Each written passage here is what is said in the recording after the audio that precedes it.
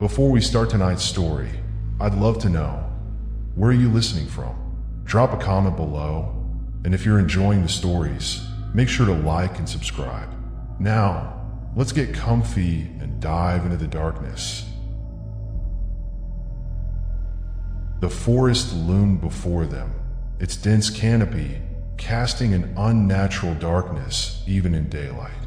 Mia's eyes sparkled with a mix of curiosity and unease as she led the group deeper into the unknown. Her three friends, Ethan, Clara, and Jake, laughed nervously, brushing off the eerie silence that surrounded them. "This place is quieter than I expected," Clara muttered, her voice barely above a whisper.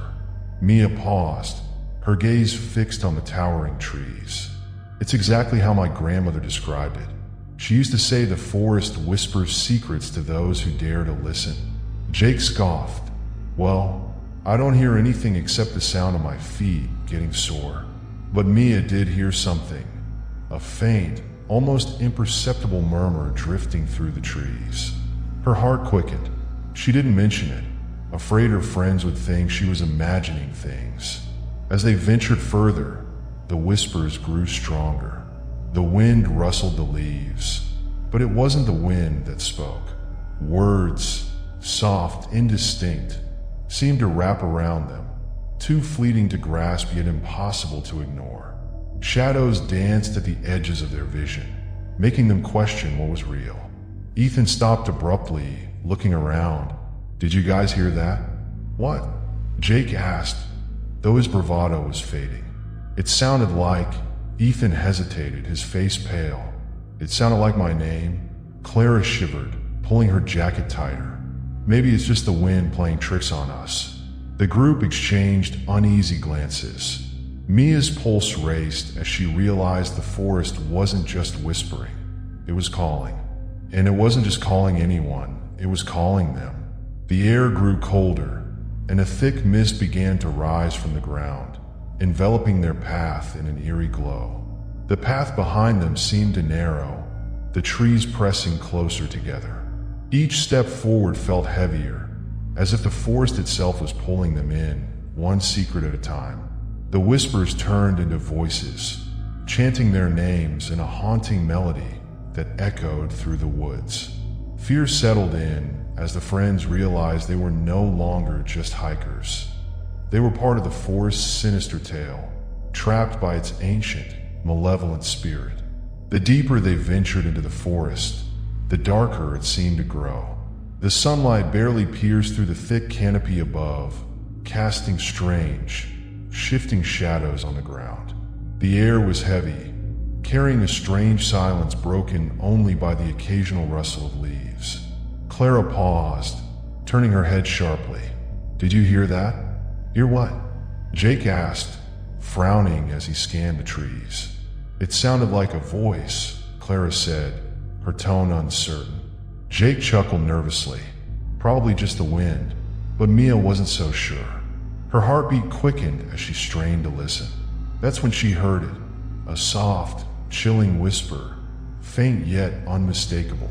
It drifted through the trees, elusive and eerie. The group pressed on, brushing off the strange sounds as nothing more than a trick of nature. Yet, with every step, the whispers grew louder. They seemed to come from everywhere and nowhere, circling them like invisible predators. Mia froze as a cold shiver ran down her spine. This time, the whisper was unmistakable. It was her name. "Mia." She whipped around, her wide eyes scanning the forest. "Did you hear that? It said my name." Ethan stopped beside her, his brow furrowing. "Mia, calm down. It's just the wind playing tricks." But she wasn't convinced. The voice was too deliberate, too real. Her friends exchanged uneasy glances, clearly spooked but unwilling to admit it. As they moved forward, the forest seemed to close in around them. The path grew narrower, the trees more oppressive. Shadows twisted unnaturally, and the whispers persisted, almost taunting. Mia couldn't shake the feeling that the forest wasn't just alive. It was watching them, waiting for the perfect moment to reveal its sinister intent. The trail abruptly opened into a small clearing, revealing the remnants of an old, abandoned campsite. Rusted cooking pots and tattered tents lay scattered across the ground, overrun with moss and decay. The air was unnervingly still, as if the forest held its breath. "Who would camp out here?" Clara murmured, stepping cautiously around a collapsed tent. Jake crouched by the fire pit, poking at the ash. "This hasn't been used in decades. Feels wrong." Mia's gaze was drawn to the surrounding trees, their bark etched with strange, swirling symbols. They weren't random scratches. Each one seemed deliberate, almost alive, pulsating faintly as the sunlight hit them. "Guys, look at these carvings," Mia said, her voice shaky. Ethan frowned as he approached the trees. "They look ancient, tribal maybe." But Mia wasn't listening. Her fingers traced one of the symbols, cold and sharp to the touch, sending a chill down her spine. Near the base of the tree, half buried under leaves, she spotted something. Kneeling, she unearthed a weathered leather journal. Its pages were damp and brittle, the ink smudged yet legible. She flipped through it, her breath hitching. The entries were scattered, written by different hands over the years, each describing the same thing: a forest that whispered, watched, and devoured. One passage stood out: "The forest is alive. It senses your fear, your desires. It pulls you in, and once you're here, it never lets you go. The trees feed on you, your memories, your soul." Mia's hands trembled as she read the final, scrawled entry. "If you hear the whispers, it's already too late." The forest's whispers grew louder, as if mocking their discovery. Ethan grabbed Mia's arm. "We need to leave. Now." But the forest wasn't done with them yet. The whispers surged, no longer faint or distant. They had transformed into distinct voices, desperate, agonized pleas that seemed to echo from every direction. "Help us. Please don't leave us here." Clara clutched her head, her voice trembling. "Make it stop. Why won't it stop?" Ethan grabbed her arm, tried to steady her. "We need to move now." His voice cracked with fear, but he refused to let it paralyze him. Mia took a step forward, her legs trembling. The journal's ominous words echoed in her mind. "If you hear the whispers, it's already too late." She looked around frantically, her heart pounding as she realized the forest itself seemed alive, its towering trees shifting subtly, their branches like skeletal hands reaching for them. "This way!" Jake yelled, leading the group back toward the trail they had come from. But as they ran, the trees seemed to conspire against them. The path twisted and turned in impossible ways, looping back on itself. Every clearing looked the same, every tree an ominous twin of the last. "We've been here before," Ethan shouted, his breath ragged. "How is this happening?" Panic gripped them as the voices grew louder, now screaming, begging warning. Shadows flitted between the trees, indistinct figures that seemed to reach out with ghostly hands. Mia stopped abruptly, her chest heaving. "It's the forest," she whispered. "It's playing with us. It won't let us leave." Clara broke into sobs, falling to her knees as the others desperately tried to pull her up.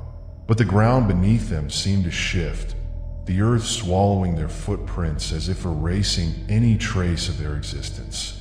All around them, the whispers turned to laughter, mocking, triumphant. The forest had them now. There was no escape. The forest had grown unnervingly quiet. The voices of her friends, once frantic and panicked, were now absent. Mia stood in the suffocating silence, her chest heaving as she spun in place. "Ethan? Clara? Jake?" she called, her voice cracking. Only the forest answered, its whispers weaving around her like a sinister lullaby. A faint laugh, Clara's, echoed from somewhere ahead. Mia stumbled toward it, her legs trembling. But as she approached, she found only Clara's jacket, abandoned and covered in a thin layer of moss. "They're gone," she whispered, her voice trembling. It took them. The whispers grew louder, more distinct. They weren't random voices anymore. They were familiar. She could hear Ethan pleading, Clara sobbing, Jake screaming. Their words overlapped, blending into the chilling symphony of the forest. Mia's hands clenched the journal, her only anchor to the truth. Flipping through its brittle pages, she found one final entry she hadn't seen before. Her breath caught in her throat as she read. "The forest claims its own. Blood calls to blood. Once you enter, you belong to it." The realization hit her like a thunderclap. Her grandmother's stories weren't just warnings, they were confessions. Her family had always been tied to this cursed place, bound to feed its insatiable hunger. "No," Mia whispered, tears streaming down her face. "I'm not like them. I won't." But the whispers grew deafening, drowning out her defiance. The shadows twisted and danced around her, closing in. A cold hand brushed her shoulder, and she froze, her own name echoing from the darkness. "Mia, join us." Her scream was swallowed by the trees, her voice dissolving into the chorus of whispers. The forest fell silent again, waiting patiently for its next visitors. Sarah and Tom, eager for a weekend getaway, had set up camp in a remote forest, far from the noise of the world. The air was crisp, the scent of pine mingling with the earthy smell of the forest floor. For hours, they hiked along well-trodden paths, enjoying the peaceful solitude. "This is perfect," Sarah said, breathing in the fresh air. She smiled at Tom, who was adjusting his backpack. "Yeah, it's beautiful," Tom replied, looking around, but something in the air felt different. The forest was quiet, too quiet, except for the occasional rustle of leaves. As they trekked deeper, Sarah's eyes caught a glimpse of something out of place. A narrow, overgrown trail snaked off the main path, hidden behind thick underbrush. The entrance was barely visible, as if it had been forgotten by time itself. "Hey, look at this," Sarah called, stepping toward the mysterious trail. Tom hesitated, glancing at the main path they had been following. "It's not on the map. Maybe we should stick to the marked trails." But Sarah felt a strange pull, something deeper than curiosity, urging her to explore the hidden route. The dense trees seemed to form a barrier around it, almost as if inviting them in. "I don't know, Tom. There's something about this trail. It feels like it's calling to me." Tom sighed, though he couldn't shake the odd sense of unease that crept over him. "All right, but let's just take a quick look. We'll turn back if it feels wrong." Sarah grinned, her adventurous spirit ignited. "We'll be fine. I have a feeling we're about to discover something amazing." But as they stepped onto the hidden trail, the forest seemed to grow unnaturally quiet, its shadows deepening as though it were watching them, waiting. As Sarah and Tom ventured further down the hidden trail, an unsettling silence pressed in around them.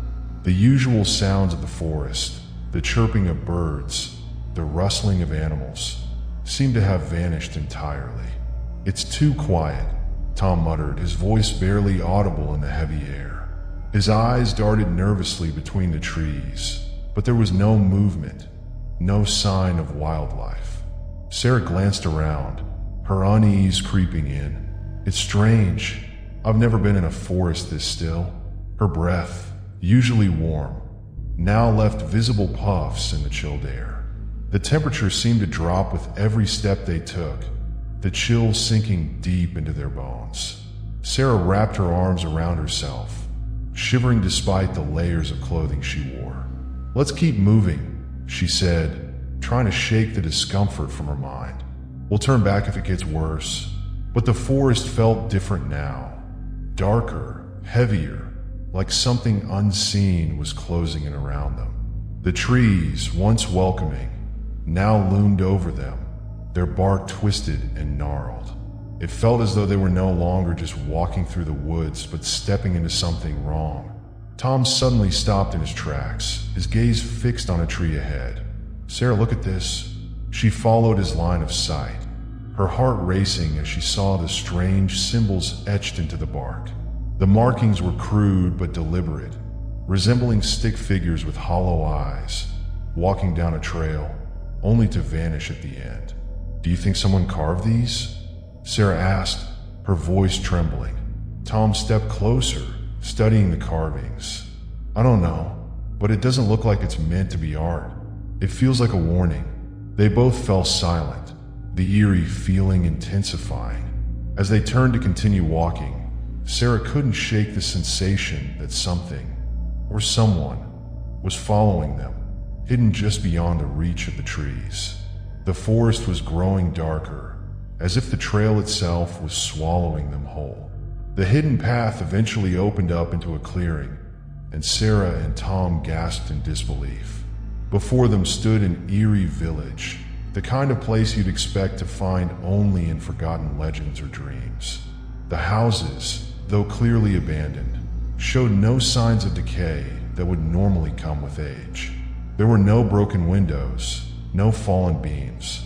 It was as if time had simply forgotten to touch this place. "Where are we?" Sarah whispered, her voice trembling.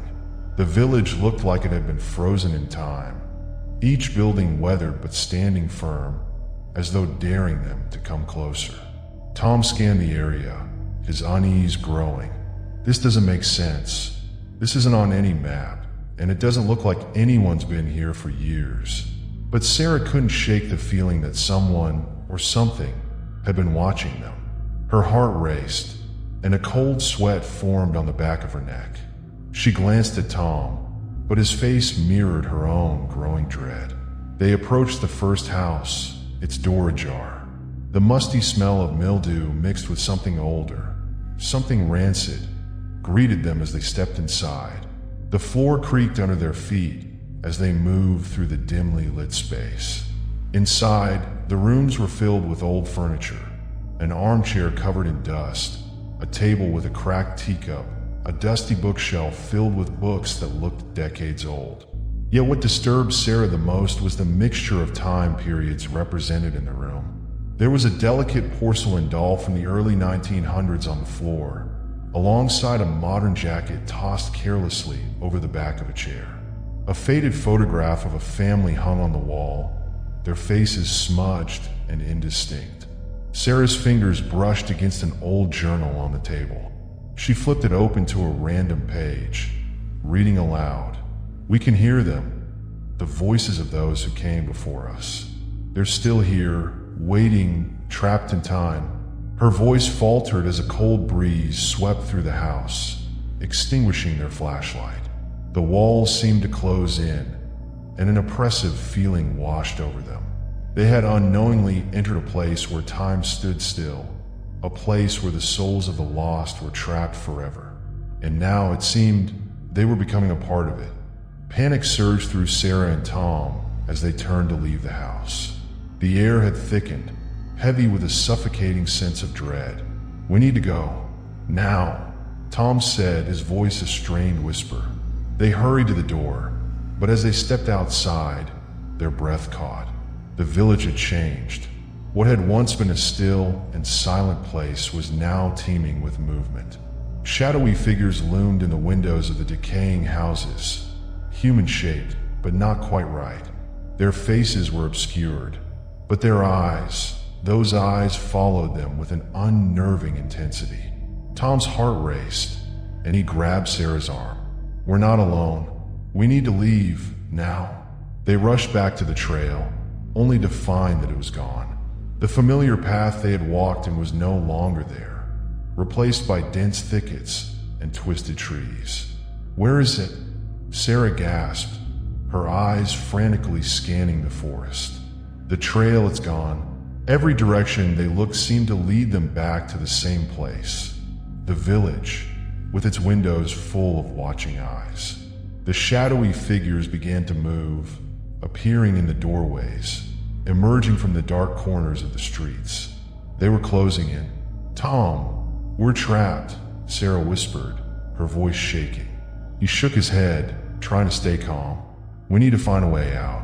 The village isn't real. It can't be real, but the village was real. Or at least it felt real." The air was thick with a musty scent of decay, and the ground beneath their feet seemed to shift and move, as if it too was alive. The figures, now more distinct, began to step out from the shadows. They were dressed in clothes from different eras. Some wore old-fashioned dresses, others in tattered military uniforms. Their faces were gaunt, their expressions empty. Sarah's blood ran cold as one of them raised a hand to the window. The gesture was slow, deliberate, as if inviting them closer. The figures didn't speak, but their eyes, those hollow eyes, spoke louder than words ever could. Then, as if the very village itself were alive, the ground rumbled beneath them. The houses creaked, groaned, and seemed to sway, like they were breathing. The air grew unbearably heavy, pressing in on them from all sides. "We have to move," Tom shouted, grabbing Sarah's hand. But it was too late. The figures were everywhere now, surrounding them, closing in with terrifying speed. No matter which direction they tried to run, the village seemed to follow, an endless loop, pulling them deeper into its grip. And as the shadowy figures reached out for them, their cold fingers brushed against Sarah's arm, sending a wave of terror through her body. The village had come alive, and now would never let them leave. Sarah and Tom stumbled backward, their hearts pounding in their chests. Every path they tried led them in circles, dragging them deeper into the village's cold embrace. The shadowy figures were closing in, their ghostly forms stepping from the darkness, their eyes cold and unblinking. "No," Sarah whispered, her voice breaking as she realized the horrifying truth. "The trail, it was never meant to lead us out." Tom stopped, his face pale as he turned toward her, eyes wide with fear. "What do you mean?" "The trail," she gasped, her breath ragged.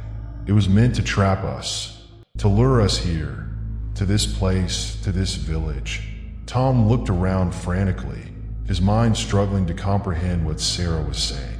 But as he did, the figures began to surround them. The empty eyes of the figures flickered with some dark, knowing energy, and the walls of the village seemed to pulse as though alive, feeding on their fear. "Why?" Tom choked out, his voice desperate. "Why us? Why are we here?"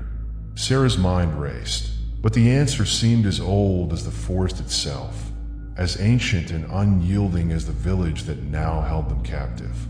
The village had claimed them, just as it had claimed so many before them. The trail had been waiting, patiently, silently, for the next pair of souls to wander in, lost and curious enough to follow its path. The shadowy figures reached out, their hands cold as death, their touch sending icy chills through Sarah's veins. Tom cried out as one of the figures grabbed him, its fingers sinking into his flesh. His body went rigid, as if all life were being drained from him. "Tom!" Sarah screamed, but it was too late. His eyes went blank, his mouth open in a silent scream. The figure yanked him into the dark, vanishing into the shadows. Sarah's breath caught in her throat as the cold grip of another shadowy figure closed around her wrist. She tried to pull away, but the figure's strength was inhuman. She screamed, but her voice was swallowed by the thick, suffocating air. The village had claimed them both. As the figures closed in, Sarah's last sight was of Tom, his body now lifeless, just another shadow among the many. Their screams echoed through the empty forest, the sound of their terror fading into nothingness. No one would ever know what had happened to them. The village would never let anyone leave, and the trail would continue, waiting patiently for the next unwitting travelers. And so, Sarah and Tom became just another lost memory of the Vanishing Trail,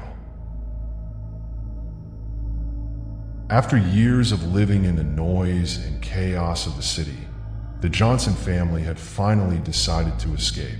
The quiet serenity of a remote cabin on the edge of a dense forest seemed like the perfect solution. The air was fresh, the landscape picturesque, and the sense of peace was almost intoxicating. They were eager to start anew, free from the relentless buzz of modern life. Lily, the youngest of the family, was the most excited. She had always dreamed of exploring the wilderness, running barefoot through the woods, and discovering hidden places filled with mystery. As the days passed, she grew more and more enchanted by the beauty around their new home. But there was one thing that didn't sit right with her. Every evening, just as dusk settled over the cabin, Lily noticed something strange. From the window of her room, she would watch the shadowy figure standing at the edge of the forest.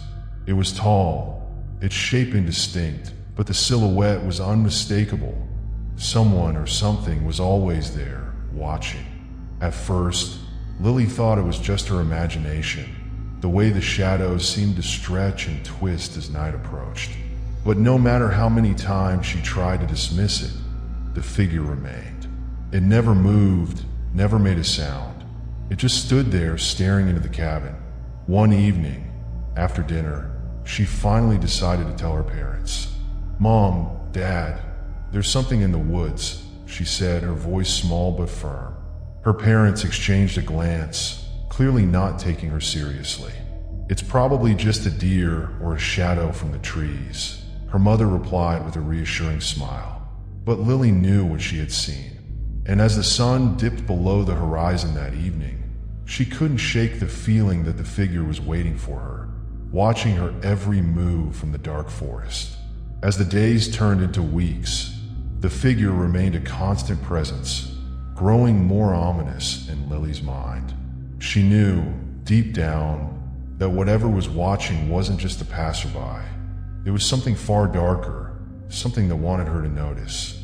Lily's warnings fell on deaf ears, as her family brushed off her concerns with dismissive laughter. "It's just your imagination, honey," her father would say with a warm smile, ruffling her hair. Her mother, too, reassured her that there was no need to worry. "We're in the country now, sweetie. It's just the sounds of nature." But as the days passed, strange things began to happen. It started small, scratches on the windows of the cabin. At first, they assumed it was just the wind, or perhaps an animal dragging its claws against the glass. But as the scratches became more frequent and deeper, an uncomfortable feeling began to settle over the family. The marks were sharp, deliberate. They couldn't explain them.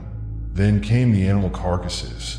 The first one appeared on the porch one morning, an entire rabbit, its body mangled and left in a gruesome heap. At first, they thought it was just a predator in the woods, but it didn't sit right. There were no signs of struggle, no evidence of the animal being torn apart, just its still, lifeless form, left where they would find it. Later that week, a deer carcass appeared, again, left on the porch overnight, its eyes wide open in a frozen, fearful expression. Lily, unable to ignore the growing unease around her, was more insistent than ever. "It's the figure from the woods. It's watching us." She stared out the window, her eyes fixed on the trees, as if she could still see the shadow lingering in the distance. Her parents, now unnerved but still skeptical, tried to brush it off. "It's just a coincidence, Lily," her father said, his voice tight. "There's nothing out there." But Lily wasn't so sure. At night, the noises began, low, unsettling sounds that seemed to echo from the woods. Scratching at the walls, soft whispers carried on the wind, and the occasional tap against the window.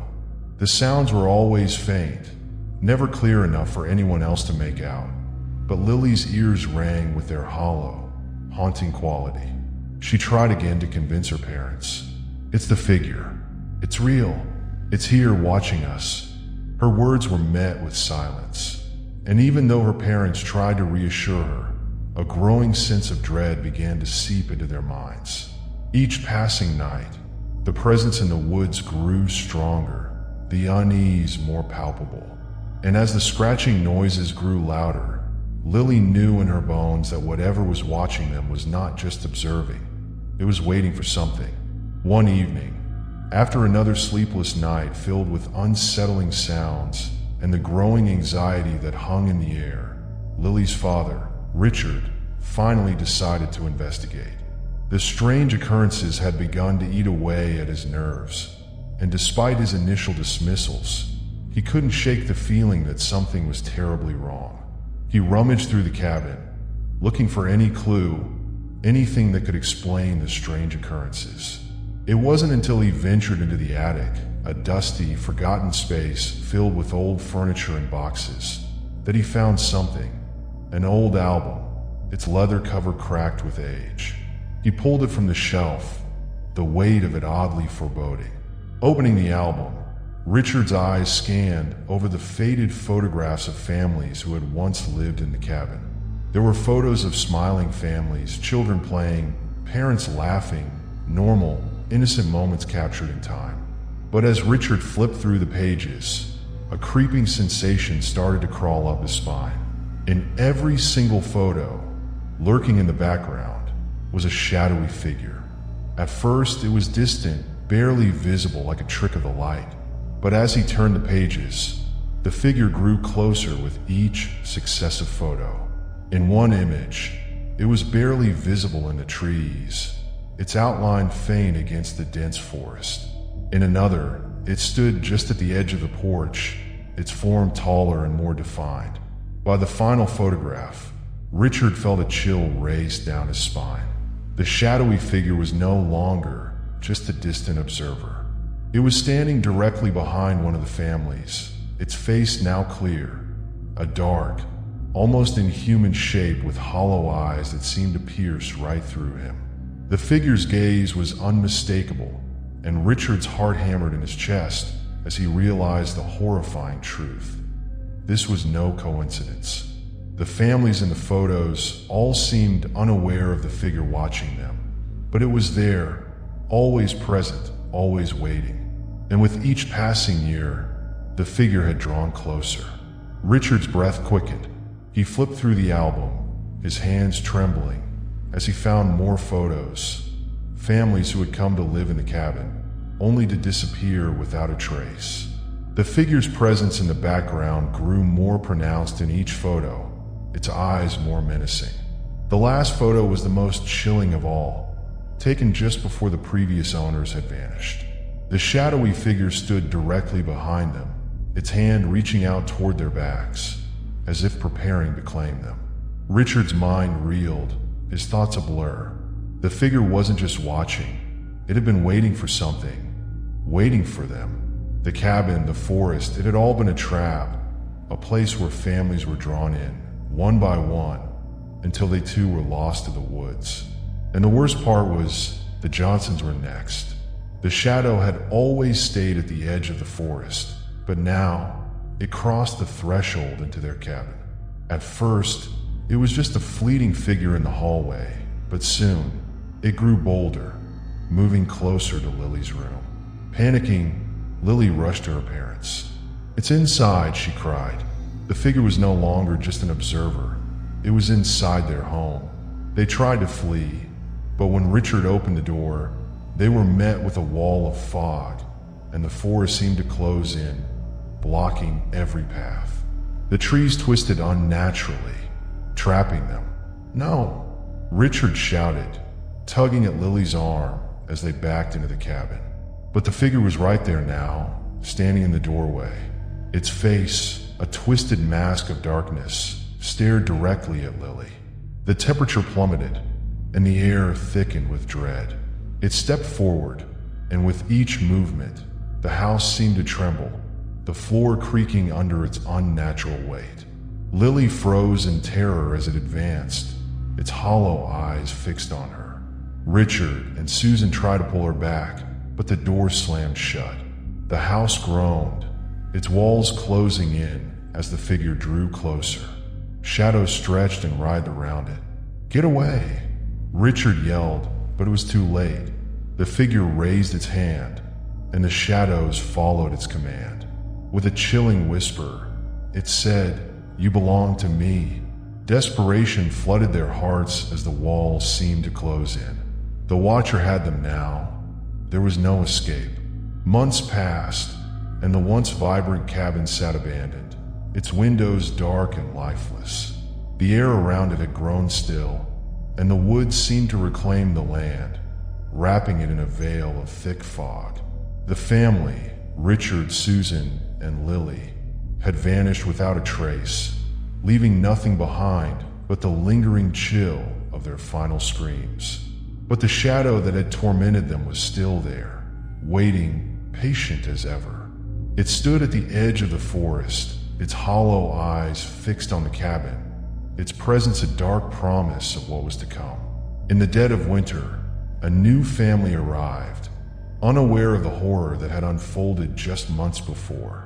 The father, Mark, smiled as he surveyed the cabin, eager for a fresh start in the wilderness.